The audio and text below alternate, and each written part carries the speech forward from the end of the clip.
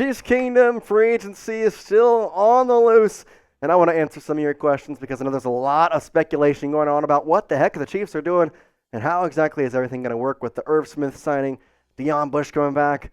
What's next? What is Brett Veach going to do? Well, today we answer the most asked questions from behind that. Let's first start with KC Kingdom saying, what NFL free agent do you think the Kansas City Chiefs should sign next? Has to be a wide receiver. Now, there's a couple different options. You got Calvin Ridley, who's still available at the moment. You have the potential to go out and sign Marquise Brown or Curtis Samuel. I know Darnell Mooney was talked about, but then he signed with the Atlanta Falcons. So, unfortunately, there goes that. I have to think you got to look at Curtis Samuel. I think he's the best option in a lot of facets. But don't round out Tyron Smith or Justin Simmons. Both those guys could really fit in with Kansas City.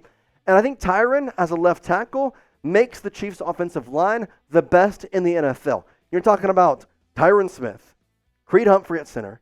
You've got Trey Smith on the right side. You got Joe Tooney on the left side. And then you have Jawan Taylor, who, besides penalties, was great last year. That offensive line is insanely good, protecting the best quarterback in the NFL.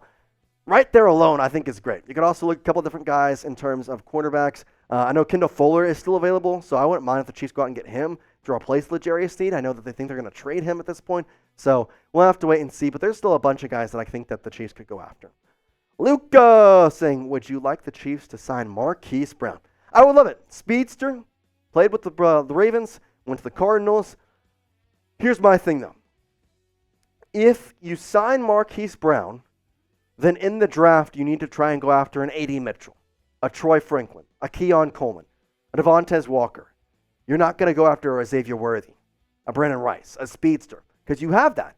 You have a speedster in Marquise Brown. You have Rashee Rice, who is somewhat of that realm, but he's kind of the mid-level guy, more or less compared to Curtis Samuel, of gadget type, can do a bunch of different things.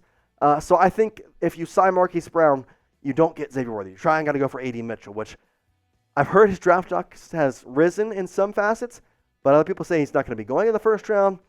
Lots of things to think about, but that's exactly why free agency is before the draft, because you figure out your needs through that, and then you can decide, okay, how are we going to draft as well for this season? Hit that subscribe button because we got some amazing coverage coming out here on the Kansas City Chiefs Report. And, well, whether they sign somebody or they trade for Tee Higgins, whatever happens, guess what? We'll have you covered. So hit that subscribe button because we have you all covered all year long. YouTube.com/ChiefsTV. Promise you, you're not going to find some better Chiefs coverage than right here on the Chiefs Report. Sexy Andy Andrews, a.k.a. Lennon Ackerman. Love the profile photo, bro. Love the profile photo. If we hit a quad-peat, would we be the most successful team in NFL history? First of all, quad-peat sounds like a Call of Duty term. The fact that we're even having that as a discussion is amazing. Second of all, no team has ever done that. Technically, I believe it was the Packers won the last two football championships. I think it was AFL championships or whatever, and then won the first Super Bowl. Well, that's 3 in a row technically. No one has ever won 3 Super Bowls in a row, though. No 3 Super Bowls in a row. Chiefs were the first one to do that. A quad-peat, can't say I'm saying that. I can't believe it, but still, the fact is, if they did that, they would for sure immediately be one of the most successful franchises in the NFL. I think they already are one of the most successful ones. If they do that, they'll have the most successful stretch in ever. Literally ever. K-Man and Sadie. Love the picture. Love the dog. Golden Retriever. Chiefs need Danielle Hunter. I don't know if they need Danielle Hunter. I would certainly like Danielle Hunter, but you also have to think about, guess what? You have George Karlaftis. You drafted Felix Siniduke-Ozoma. You have Charles Omenihu, although he will be hurt. All you need is somebody through depth. Get somebody that's cheap over the next couple days for the first couple games. Omenihu will be back. You'll be fine there. I think that's what they should do. No reason to go sign Danielle Hunter. That just seems like way too much money to spend on somebody that's ultimately not going to be what you expect them to be, unless you're going to trade Karlaftis or trade away FAU, which I don't think you should do. Not Brett Veach. What's your confidence level in Brett Veach as the Chiefs general manager? Listen, people have been in my comments. People have been in my Twitter mentions. People have been in my Instagram comments saying, Brett Veach is a bad general manager. He's not making any moves in free agency. Have you been a Chiefs fan for the past 5 years? They don't do anything in free agency, but they win. It doesn't matter. Who cares? You're just back-to-back. You just won back-to-back Super Bowl champions. Who cares if they don't sign anybody? It don't matter. Like, I trust Brett Veach so much with this team. I know he's got it good. I know he'll get it done. And I know that he will, in fact, figure out this team in the best way possible. So, yeah, I trust him as their general manager, and I think he's going to make sure that he's going to get the best signings that he can get for the right price. He looks at signings not just from a now perspective, but from a how good are you going to be over the next couple of years? And are you going to be worth it? Irv Smith, for instance, signing that's not going to pop out of the boards, but guess what? It's a good thing to put on your roster, and I like what I've seen from him. So that's just my opinion, though. I don't know what else you want to say there. Demon Angels, hashtag Chiefs. Would you still like to see T if possible? 100%. We've talked about it on our live shows. And by the way, if you didn't join us, we're live at 3 p.m.-ish every single Tuesday. So make sure you join us. Tee Higgins is an amazing wide receiver. I would love to see him in Kansas City. The trade, though, is where it kind of sits where we don't know what's going to happen. As of right now, the Bengals did offer Tee Higgins and supposedly 2 first-round picks to the Vikings for Justin Jefferson. Vikings turned that down. They're intent on re-signing him. I can't wait until next year when he doesn't re-sign with the Vikings and they got nothing. That'll be funny. The freaking Bengals out here, by the way, trying to get the 2019 LSU team together. Watch them side Clyde Edwards-Helaire now. Anyways, besides the point, I would love T. I think the trade would potentially be a lot of different ways, but there's also a bunch of people still left in free agency. So, who do you want the Chiefs to sign? There's still a bunch of people left. Curtis Samuel, Marquise Brown, a couple of guys that I could see the Chiefs really making a push for late. So, let me know down in the comment section, who do you want the Chiefs to sign in NFL free agency that's still left and still going on? Bob Saget, RIP. Should the Chiefs sign Curtis Samuel? I like Curtis Samuel a lot. I think that he would be a perfect fit with the Chiefs. There's been exploratory talks between both Curtis Samuel and the Chiefs. They've been in contact. I just don't know, though, whether or not the deal is going to get done. I know that there is talk of it, but it seems as though the Chiefs are lowballing some of these guys. Because Darnell Mooney had talks with the Chiefs before he signed with the Atlanta Falcons. If they miss out on Marquise Brown, if they miss out on Curtis Samuel, it's okay. Like, they don't need anybody. They're going to get Xavier Worthy and Adonai Mitchell in round 1 of the NFL draft, or Troy Franklin at worst. And then at that point, you extend L'Jarius Sneed. Just the way it happens. So I think that's what they're waiting for. I think that's probably why that the L'Jarius Sneed trade hasn't happened yet, because they're not confident in signing any of the receivers. So a couple of ways that I could see this going down, but I do love Curtis Samuel. I would hope to see him in a Chiefs uniform next year. Tony Fuentes saying, I want KC to re-sign Jerick McKinnon and bring him back. I love Jerick. I want him to be a part of the Chiefs organization for the next couple years. The problem is, it's what Brett Veach wants. Because Jerick McKinnon is older, but Clyde Edwards-Helaire is not as proven. He's younger and really didn't play all that well this past year, to be quite honest with you. There was talks of trading him even before the 2023 season. And now you're thinking, okay, well, are you going to keep McKinnon? Are you going to keep CEH? Are you going to trade both of them? What in the world are you going to do? Honestly, could not tell you what's going to happen. But it's just wild because you think about a lot of things that the Chiefs are having to think about. And nobody's really talked about running back. Because right now, they only have one running back on the roster. That's Isaiah Pacheco. Technically, they have, I believe it's the Michael Pirine. So if you're going to the year next year with Michael Pirine and Isaiah Pacheco, I don't like that. I don't like that at all. I do think they could draft a running back later in the draft. Dylan Johnson, Jace McClellan. Pretty good ideas, so we'll have to see. All right. Make sure you hit that sub button, guys, because we're putting out content. And honestly, I don't think you're going to find better content. This will be our second day in a row with 3 videos. Who else is doing that? Nobody. Hit that subscribe button because we have an amazing staff here at Chat Sports. We're putting out great content. I got producer Tex flying through graphics. We got amazing stuff going on. So hit that subscribe button because I promise you, you're not going to find it better than right here. YouTube.com/ChiefsTV, or scroll down, little red subscribe button. Click that.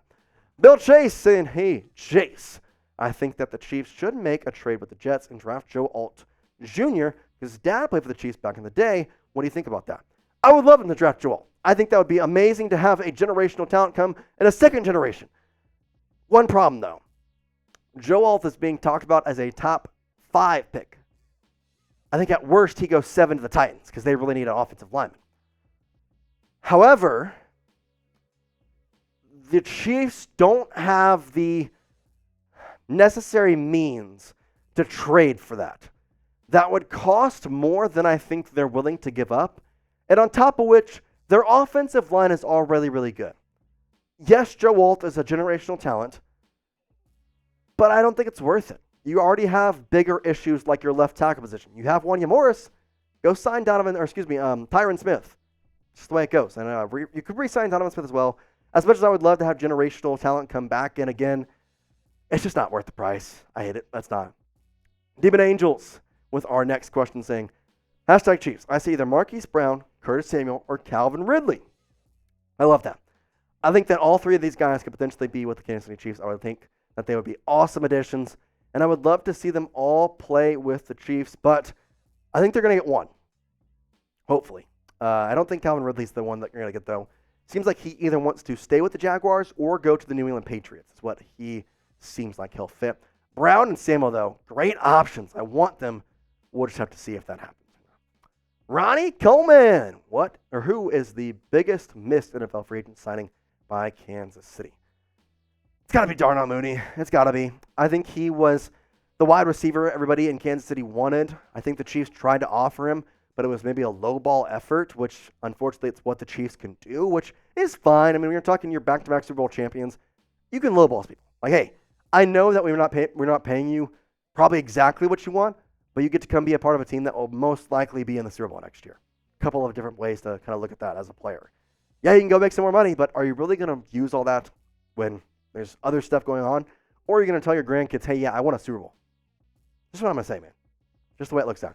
You're not going to tell your grandkids that I was the one who signed this big contract. You're going to tell them, hey, I want a Super Bowl. That's what I would say. Demon Angel saying, #Chiefs. Who would you take as a backup QB since Drew Lock is no longer available? I don't know, man. I was going to be Jameis Winston, but he's with the Browns. I just really don't know. I think at this point, it's probably got to be re-signing Blaine Gabbert or maybe drafting a Jordan Travis, somebody late in the draft. I think Blaine Gabbert re-signing is probably a lock, though. That's just my opinion. I don't know what's going to happen, but, man, I kind of wanted Drew Lock. I kind of wanted Jameis Winston. Didn't get either. That's the way it goes. Lewis saying, will they release so many of you? No. We talked about that, but I think it was one of those situations of releasing Omenihu would hurt you, not just because you'd hurt your, reputation, but it'd make it to where nobody wants to join you, because that's basically saying if you get injured in your final year, we're going to cut you because we want to save money. No. Omenihu will be back mid-season. He's already said that he's going to be back sooner than expected. He's going to be ready for the Super Bowl push. He was great in the Super Bowl push this year. He missed the first 6 games of last year. It'll be fine. I understand that obviously it would save money. I thought about it at one time thinking it'd be good, but it's just not worth the hassle of being that team to cut somebody when he was hurt. Mark D with our last question of the day saying, does tight end Irv Smith Jr. improve the Chiefs tight end room? And if so, how? He does. It makes them more valuable in multiple different ways. One, because he is a pretty good receiving tight end. Look at that catch. Look at that. One-handed. He didn't have that great of stats last year, but hey, it doesn't matter because ultimately you're not expecting him to be a starter. And before he tore his meniscus in 2020, he was putting on a show in 13 games. 30 receptions, 365 yards, 5 touchdowns. Guess what?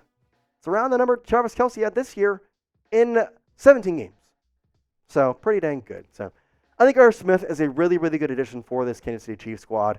I think people are underrating the value of this signing, and I like it a lot. I think he could potentially be an underrated signing for Brett Veach once again. We talked about the underrated signings last year.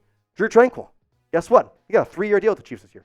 You talk about maybe even Mike Edwards was great in the secondary this year. He made some moves that worked out. I trust Brett Veach. I think this is a good signing. It's just about waiting to see how good of a signing it actually was. Hit that subscribe button again if you haven't already, because more subscribers, more videos get to put out.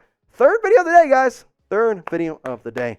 We're putting in the work here at the Chiefs Report, and we hope you enjoy it. YouTube.com/@Chiefs TV.